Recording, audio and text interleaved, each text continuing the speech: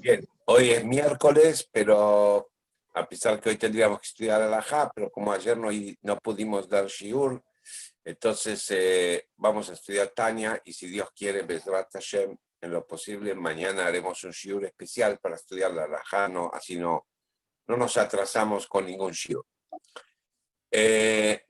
La semana pasada habíamos hablado, en el capítulo 2, habíamos hablado que a pesar que hay diferencias de niveles de las almas de los Yehudim, del alma espiritual, del segundo alma, todas tienen una fuente, una misma raíz, que es un pedacito de Dios, es un pedazo de Dios mismo, que le da a cada uno. La diferencia se forma en el proceso de creación de esa alma, dónde baja el alma, desde qué posición, desde qué esfera espiritual, desde qué mundo espiritual baja esa alma, y a partir de ahí se forman los diferentes tipos de almas. Como sabemos, en general, esto creo, no recuerdo si lo dijimos la semana pasada, pero como sabemos en general la diferencia entre las almas femeninas y las almas masculinas, ¿sí? Que las almas masculinas parten de la sefirá de Jochma, que es la primera sefirá de las 10 sefirot, y las almas femeninas parten de la sefirá de Binah, de la sefirá de sabiduría, que es la segunda sefirá de las sefirot divinas. Y por esa razón, habíamos dicho, hay diferencias entre los niveles de la persona, y trajimos el ejemplo, si recuerdan, de cómo se crea un niño, que al principio se crea la cabeza, después se crea el corazón, después se crean los otros miembros vitales, y hasta que al final, lo último, se crea los pelos y las uñas del niño, de la niña, y por esa razón en las Neshamot es lo mismo. Aquellas Neshamot que saltean un pedazo del proceso son las Neshamot líderes, y aquellas Neshamot que saltean un pedazo pero más inferior, entonces son las Neshamot llamadas corazón, y así sucesivamente hasta las Neshamot de la gente simple, ignorante, la gente más baja espiritualmente hablando, que son las Neshamot del común de la persona, que son las que se llaman Neshamot talón. De cualquier manera, no recuerdo esto si lo terminamos de decir la semana pasada, cualquier parte del cuerpo humano, siguiendo con el ejemplo, está conectado al sistema nervioso de la persona. Y cualquier miembro, aun sea al más insignificante, como por ejemplo el dedo chiquito del pie, si la persona lo aleinu Dios libre y guarde, tuvo una desconexión, se le desconectó los nervios de ese pie al cerebro, entonces ese pedazo del pie o ese dedo del pie se llama que está muerto. ¿Qué significa está muerto? Lo podés golpear, lo podés dañar y no siente nada el cuerpo, no siente porque está desconectado del sistema nervioso. Y el sistema nervioso de la persona, aún después que creció y que salió a la vida, y que después que se formó en un señor, en un adulto, inclusive él mismo tiene hijos, sigue conectado a la fuente original, que la fuente original es el cerebro del padre. De la misma manera, nosotros, la gente común, la gente simple, que somos aquellos que nos consideramos o por ahí tenemos Neshama de nivel de pie o nivel de talón, estamos conectados al sistema nervioso, a la cabeza de la generación, que es el líder de la generación, y a través del líder de la generación nos conectamos a la esencia de Dios.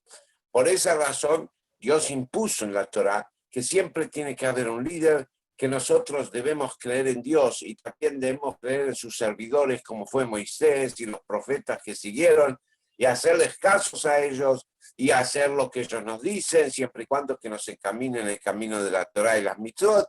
¿Por qué? Porque a través de la conexión nosotros con el líder de la generación nos conectamos con la esencia de Dios, así como los miembros del cuerpo se conectan con el sistema nervioso, con la mente de la persona, y la mente de la persona está unida a la mente de su padre que lo creó. Lo que nos queda para aclarar, ¿qué pasa con aquellas personas que no solo son bajos, ignorantes porque no tuvieron la posibilidad o la capacidad para estudiar Torah y ser líderes de una generación o ser parte de un liderazgo de una generación. ¿Qué pasa con aquellas personas que son pecadoras, que son renegados a la Torah y las mitzvot? ¿Cómo ellos reciben su vitalidad? ¿Cómo ellos se conectan con el sistema nervioso del líder de la generación? ¿Cómo ellos se conectan en la mente o por ahí? Podríamos entender, perdón, de todo lo dicho, que cuando la persona se desconecta, entonces ya no tiene más conexión. Dice el Alter Rebbe, no es así.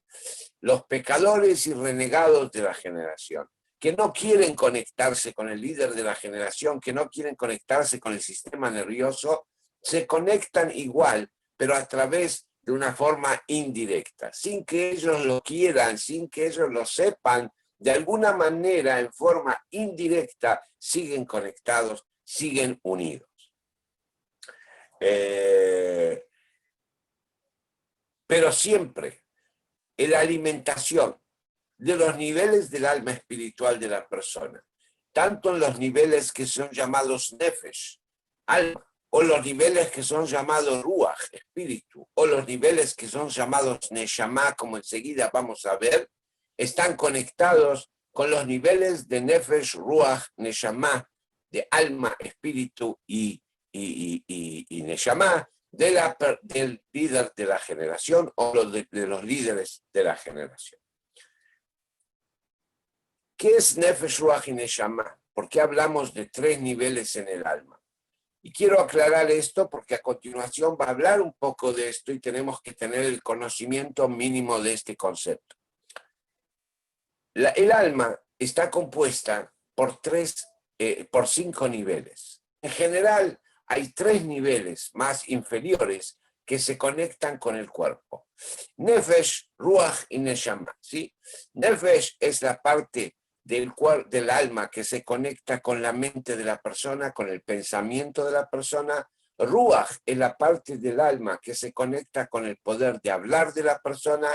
Y Neshama es la parte del alma más inferior que se conecta con la acción de la persona. O sea, con la mente, con la palabra y con la acción. Esa es la diferencia de los 3 niveles más inferiores del alma, que se llaman Nefesh, Ruach y Neshama. Pero anterior a esos 3 niveles existe un nivel del alma que es conocido en la Kabbalah y en Hasidut con el nombre Hayá, que Hayá significa vida, que se queda, es parte esencial, o no es la esencia en sí del alma, pero es una parte bastante esencial, bastante interna del alma, que queda en el interior de la persona y alimenta también los otros niveles del alma, pero no se conecta directamente con el cuerpo. Y después existe un nivel todavía más superior, que es llamado Yehidah Sheva Nefesh, la unicidad del alma, vendría a ser la raíz del alma.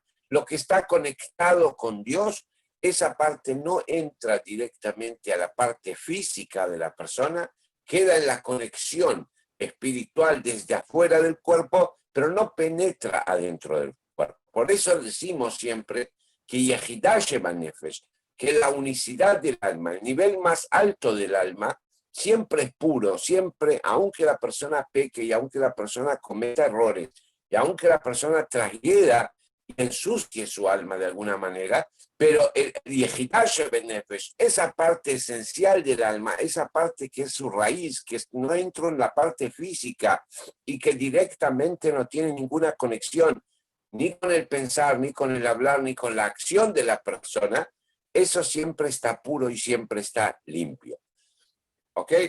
Esos son los 5 niveles, pero nosotros en general, en el Tanya y en general cuando hablamos del alma, salvo que lo aclaremos, hablamos de los niveles de Nefesh, Ruach y Neshama, de los niveles que se conectan con el pensamiento, con el habla y con la acción, como vamos a ver más adelante. Antes de finalizar, antes de ir a la última parte del segundo capítulo, el Rebbe agrega un punto más que no recuerdo si lo estudiamos la semana pasada o no, pero de cualquier manera lo repaso, cualquier cosa. Con todo esto, vamos a entender también una de las grandes mitzvot que tiene la Torah. La Torah tiene una mitzvah que dice Uledav Kabo, que la persona debe apegarse a Dios. Y una de las grandes preguntas que hace el Talmud es cómo una persona física se puede apegar a Dios, cómo se puede unir a Dios, cómo se puede juntar a Dios. Acá estamos hablando de un apegamiento, por supuesto, espiritual, pero a través del físico mío, no solo a través de la parte de la Yehidá Sheba Nefesh, de la unicidad del alma, de la parte de la raíz del alma, sino aquellas partes que están conectadas a mi pensamiento, a mi habla y a mi acción. ¿Cómo me puedo apegar a Dios? Y vienen los hajamim, los sabios, en el Talmud y nos dicen que la mitzvah se cumple. Kol hadabek betalmidei jajam, la persona que se apega a los sabios de la generación, Dios lo considera como si fuera que se apegó a Dios realmente directamente. ¿Por qué? Porque en base a lo que dijimos, está entendido. Cuando vos te apegás a los sabios de la generación, entonces lo que estás haciendo, estás uniendo tu nefesh, tu ruach, tu neshama, los tres niveles del alma, lo estás uniendo en una unión magnífica, en una unión específica con su raíz y de su raíz que está en el intelecto de los sabios de la generación, y a través de ellos, a través de la Torá de ellos, a través de las enseñanzas de ellos, a través de la sabiduría de ellos, que como ya dijimos antes, la sabiduría de Dios, que es la Torá, es la esencia de Dios. Entonces, de esa manera, uno se apega, uno se junta con su esencia. Y de esa manera se cumple la mitzvah, uletav kabo, de apegarse a él. Si una persona estudia Torah, si una persona cumple mitzvah, pero una persona no se une a un sabio de la generación, no se relaciona, no tiene un sabio que es su maestro, que es su conductor, que es quien lo guía, quien lo conduce, quien lo lleva en el camino de la Torá. Entonces, por más que pueda saber mucha Torá y por más que pueda tener muchas mitzvot, no está conectado al Nefesh, Ruach y Neshama, al centro, como lo dijimos en español, al sistema nervioso de quien lo creó, de los sabios que están por encima para poder conectarse con Dios.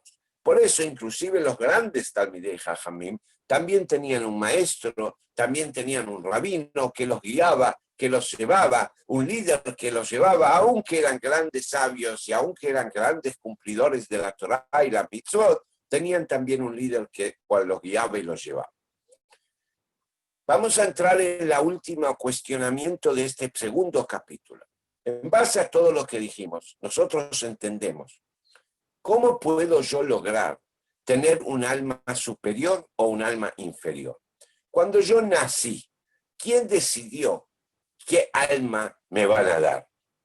Supuestamente, en base a todo lo que dijimos, entendemos que es un regalo de Dios, que no hay una decisión de alguien excepto Dios. Cuando se formó mi cuerpo, cuando mis padres materiales, cuando mi papá y mi mamá me procrearon y formaron mi cuerpo físico, Dios decidió qué alma darle a ese cuerpo físico. Por lo tanto, en base a lo que estamos diciendo, hay una pregunta muy grande, porque el Zohar dice que lo más importante para que una persona tenga hijos sanos espiritualmente es que en el momento de la intimidad del hombre y la mujer lo haga con santidad. Significa que lo haga como la halajá dice, que lo haga pensando en procrear, que lo haga pensando en tener hijos buenos, sanos espiritualmente. En cambio, dice el Zohar, las personas que no conducen de esa manera, las personas que se intiman con su mujer o con su marido de una manera más grosera, de una manera más burda, de una manera más animal, entonces sale que no tienen sus hijos no tienen la capacidad que tienen que tener. Entonces, de este Zohar entendemos que quien decide qué nivel de alma le voy a dar a mis hijos son los padres en el momento que intiman. Y en base de lo que dijimos antes, se entiende que es un regalo de Dios. Entonces hay aparentemente una contradicción entre lo que dice el Zohar y lo que explicó la Alter Rebbe en el Tanya. Por eso la Alter Rebbe explica cuál es la diferencia, de qué está hablando él y de qué está hablando el Zohar. Y lo voy a aclarar en cosas físicas para que se entienda espiritualmente. Lo que nosotros los padres le damos a nuestros hijos son las vestimentas, no es el nivel del alma. El nivel del alma es como dice el Tania, nosotros le damos, qué nivel de alma tiene que tener una persona o no, es un regalo de Dios que no sabemos a veces por qué. ¿Por qué Dios decidió darle a una persona un alma más elevado o un alma más pequeño? Es una decisión divina y es un regalo de Dios. Lo que nosotros sí podemos hacer es las vestimentas que nosotros le damos a nuestros hijos. ¿Qué significa las vestimentas y qué importancia tienen las vestimentas? Más adelante en el capítulo 4 vamos a estudiar un poquito de las vestimentas del alma, pero lo digo acá en resumen y después cuando lleguemos ahí lo vamos a explicar más.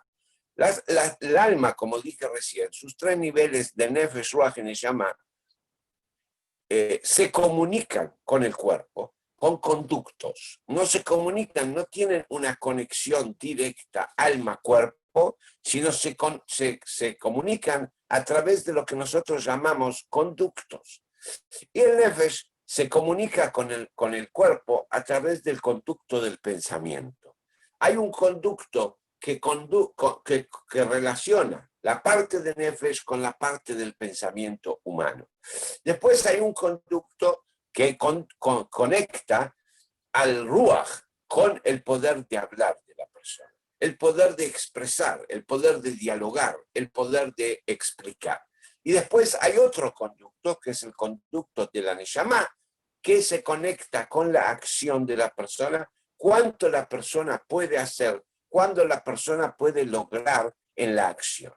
Ahora, si nosotros tenemos una capacidad de alma muy elevada, muy grande, Dios nos dio un regalo y nos dio un poder de alma muy grande, pero nosotros como padres le dimos a nuestros hijos conductos pequeños, el tiempo de desarrollo y el esfuerzo para desarrollar esa capacidad que Dios nos dio es mucho más fuerte y es casi un imposible que la persona en su vida pueda desarrollar todo su potencial que tiene en el alma a través de conductos tan pequeños, tan dañados, tan sucios por ahí, y el poder de pensar es limitado, el poder de expresar es limitado, el poder de acción es limitado, y por lo tanto la potencia del alma no se expresa en toda su fuerza real porque los conductos son negativos. En cambio, si una persona tiene un poder de alma no tan alto, pero tiene conductos amplios, conductos sanos, conductos limpios, entonces su poder de pensar, su poder de hablar y su poder de acción es mucho mayor y por lo tanto puede llegar a desarrollar el potencial en su totalidad con un esfuerzo menor, con un trabajo menor y con un tiempo menor también. Y esto yo siempre lo ejemplifico con vamos a decir, una persona que quiere tener en su casa presión de agua, que el agua caiga en abundancia y con fuerza. Entonces la persona decide comprarse un tanque de agua que lo pone en el techo de su casa, un tanque muy grande que va a contener 100.000 litros de agua. Pero los caños por donde baja el agua a la ducha de mi casa o a la pileta de mi casa o a la canilla de mi casa, son conductos muy pequeños que están dañados, que pierden por todos los lados, que están sucios y que tienen sarro y que tienen otras manchas que no permiten que el agua baje en abundancia. Entonces, por más que tenga un tanque de 100.000 litros, si los caños no son buenos, no va a haber abundancia de agua y no va a haber presión de agua. En cambio, si yo me compro un tanque de menor cantidad, de 20.000 litros de agua, pero le puse conductos amplios, conductos nuevos, conductos fuertes, sanos, limpios, etcétera, etcétera, cuando abra la ducha va a haber presión de agua, va a haber abundancia de agua, porque el conducto es sano, porque el conducto es limpio. Eso es lo que nos enseña el Zohar. El Zohar nos enseña que la capacidad de conductos se lo damos nosotros a nuestros hijos. Esa es la función del papá, que le da los conductos puros, amplios y sanos a sus hijos para el desarrollo del potencial del alma. Pero el potencial real del alma es una cuestión que la decide Dios. Y como dice el Tania, muchas veces vemos un hijo de un gran sabio de la Torá, de un gran líder de la Torá, que no tomó el camino de su padre, que no siguió las ideologías, los pensamientos y la capacidad del padre, sino se desvió del camino. Y muchas veces encontramos hijos de personas que no cumplieron la Torá, y ni que hablar que no fueron sabios de la Torá o grandes observadores de la Torá. Sin embargo, les criaron un hijo que fue un gran sabio de la Torá, o que fue un gran estudioso de la Torá, o que fue un gran observador de la Torá y las mitzvot.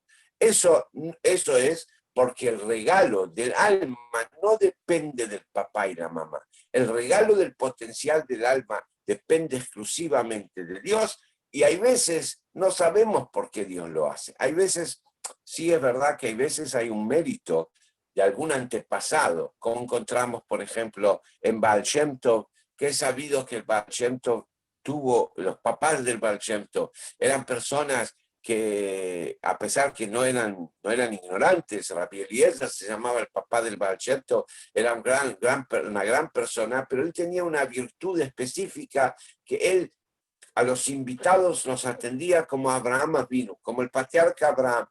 Y en el cielo decidió Dios de darle un hijo que tenga la neshama, que tenga el alma del Baal Shem Tov, del potencial del alma del Baal Shem Tov. El Rabbi Eliezer, el papá del Baal Shem Tov, y su esposa Sarah ya eran gente mayor, no creían que ya iban a tener hijos, pero antes de tomar la decisión de darle eso, Dios mandó al profeta Elías, al ángel Elías, a Eliyahu Naví, para que vaya a probarlo al padre del Baal Shem Tov. Y así fue que un Shabbat, cuando estaba su casa llena de invitados, de repente tocó el timbre Eliyahu Naví, vestido de pobre, vestido con harapos, y el Baal Shem Tov, el papá del Baal Shem Tov, le abrió la puerta. El hombre venía tragediendo el Shabbat porque venía cargando cosas, tocando el timbre, etcétera, etcétera, fumando. Y dijo, ¿puedo comer? Y el Rabbi Eliezer no le dijo una palabra, lo sentó, lo respetó, le hizo hacer kiddush, le hizo hacer amotzi, le dio las mejores porciones de pescado, la mejor porción de choles, y lo hizo sentir como si fuera que era uno más en el grupo, a pesar que parte del grupo lo miraba mal, porque entró profanando el Shabbat. ¿Para qué tenés que tener un invitado de esa manera? Y en el cielo decidieron en ese momento que por pasar a Eliezer esta prueba, va a tener un hijo que va a iluminar al mundo con sus enseñanzas, y así tuvo al Baal Shem Tov. O como es sabido, ustedes saben que en Yiddish, cuando se quiere decir que algo pertenece a alguien, se le agrega a su nombre una S al final. Quiere decir, por ejemplo, si alguien quiere decir que este vaso de té es mío, mi nombre es Moji, entonces dicen Mojis. ¿De quién es esto? En Yiddish se dice Mojis. Con decir Mojis, agregándole la S al final, estás expresando que es mío. Es una expresión en Yiddish.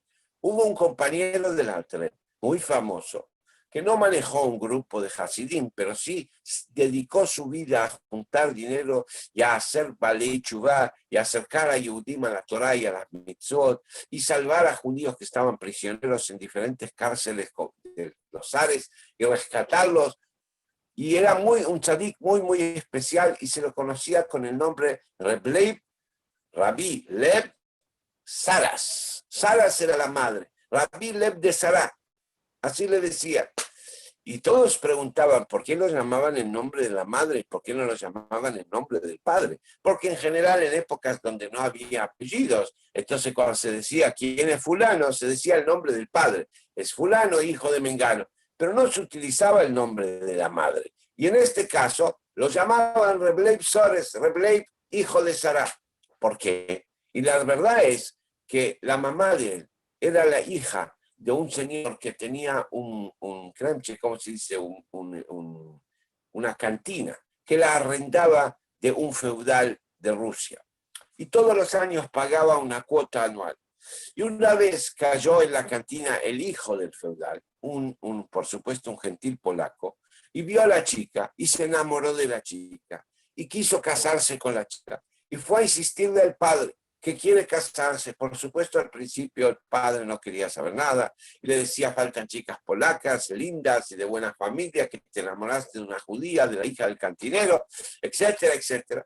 Pero el chico tenía un amor tan grande que empezó a dañarse, se empezó a sentir mal y empezaron a tratarlo con doctores y los doctores le dijeron, el chico está sufriendo, si no vas a lograr casarlo con la chica que él está enamorado, se va a morir. Entonces ahí el feudal no tuvo opción, lo llamó el papá de la chica, el cantinero, y le ofreció.